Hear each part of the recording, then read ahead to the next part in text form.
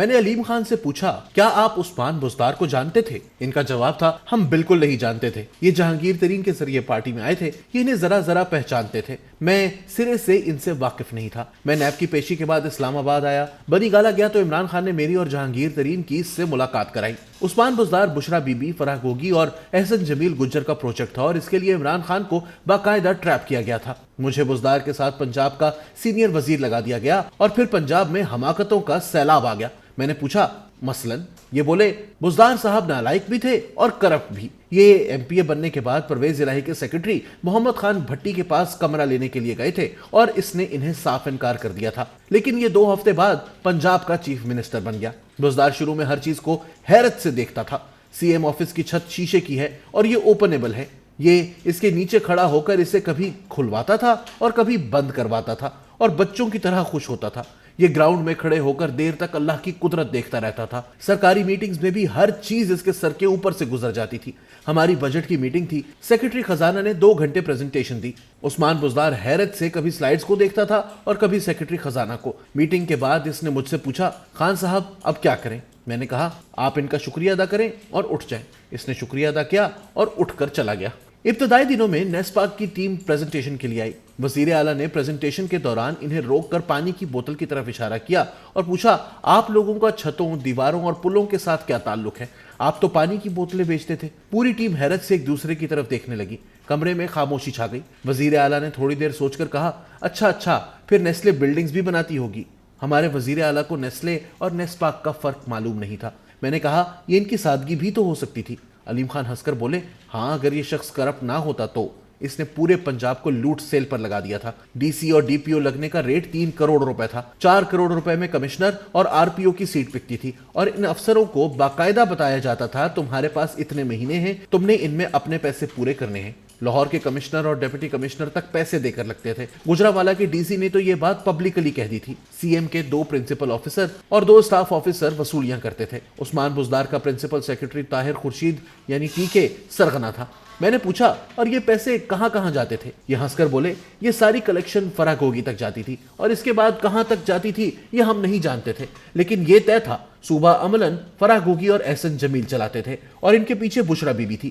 فرح گوگی اس قدر طاقتور تھی کہ اس نے میری رہائی کے بعد مجھے اپنے گھر بلایا۔ یہ ڈیفنس کے وائی بلاک میں رہتی تھی۔ اس نے مجھے کہا ہم آپ کو دوبارہ وزیر بنا رہے ہیں، آپ بتائیں آپ کو کون سی وزارت چاہیے؟ اور پھر اس نے میرا باقاعدہ انٹرویو لیا اور اس انٹرویو کے بعد مجھے صوبائی وزارت ایک خوراک ملی۔ پنجاب اور وفاق کے سیکرٹریز کی تعیناتی سے پہلے عمران خان ان کی تصویریں بشرا بی بی کو بھیجواتے تھے اور بشرا بی بی سیکرٹریز کی شکل اور نام دیکھ کر تعیناتی کا فیصلہ کرتی تھی اور پھر وزیر اعظم کا پرنسپل سیکرٹری اعظم خان اور چیف سیکرٹری پنجاب نوٹیفیکیشن جاری کرتا تھا۔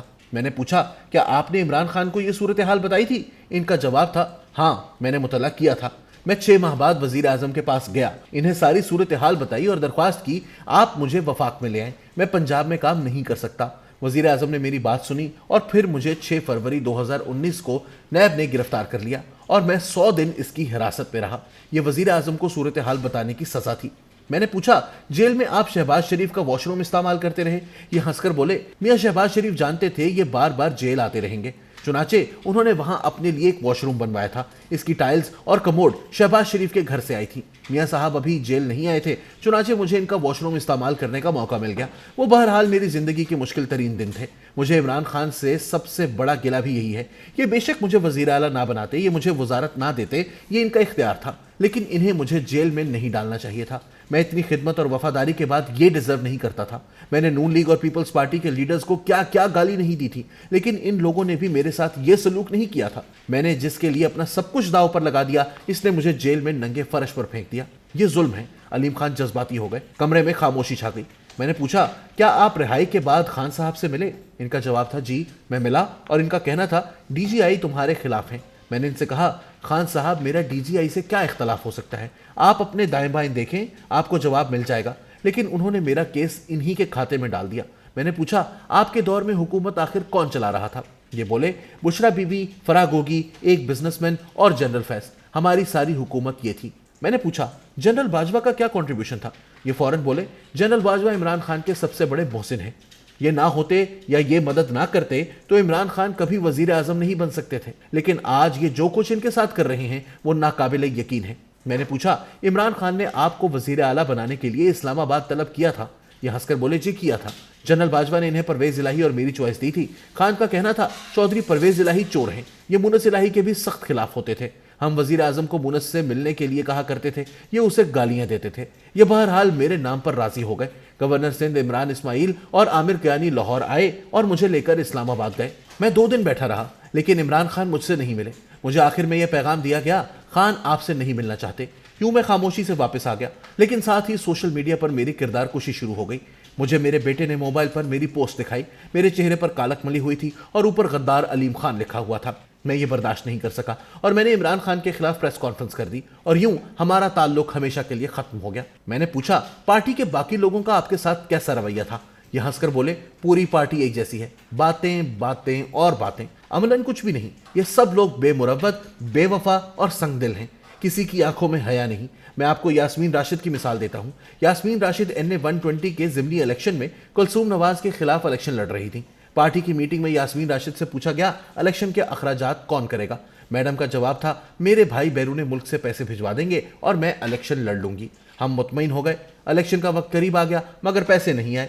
پریشانی میں ایک اور میٹنگ ہوئی تو خان صاحب نے ہم سے کہہ دیا آپ لوگ ہی بندوبست کر دیں۔ ہم اکٹھے ہوئے، جہانگیر ترین نے 2 کروڑ روپے دیے، میں نے 1 کروڑ دیا، نذیر چوہان نے بھی کنٹریبیوٹ کیا اور 50 لاکھ روپے کا چیک جمشید چیمہ نے دیا، مگر یہ چیک بعد ازاں باؤنس ہو گیا۔ بہرحال ہم نے 6 کروڑ روپے جمع کیے اور میڈم یاسمین راشد کا الیکشن ہو گیا۔ میڈم نے اپنے الیکشن پر 1 روپیہ خرچ نہیں کیا، لیکن انہوں نے آج تک جہانگیر ترین اور میرا شکریہ ادا نہیں کیا۔ جہانگیر ترین سے 2 کروڑ روپے لے لیے، لیکن یہ ترین کی فلسفی کے خلاف ہیں۔ یہ پارٹی اس طرح چل رہی ہے۔ میں نے پوچھا آپ کو سب سے زیادہ حیرت کس بات پر ہوئی؟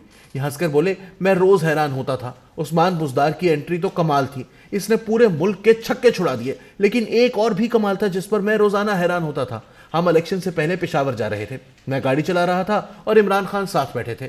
عمران خان نے موبائل دیکھتے دیکھتے کہا علیم خان تم ایک لسٹ بناؤ، میں ان لوگوں کو وزیر اعظم بنتے ہی پھانسی لگا دوں گا۔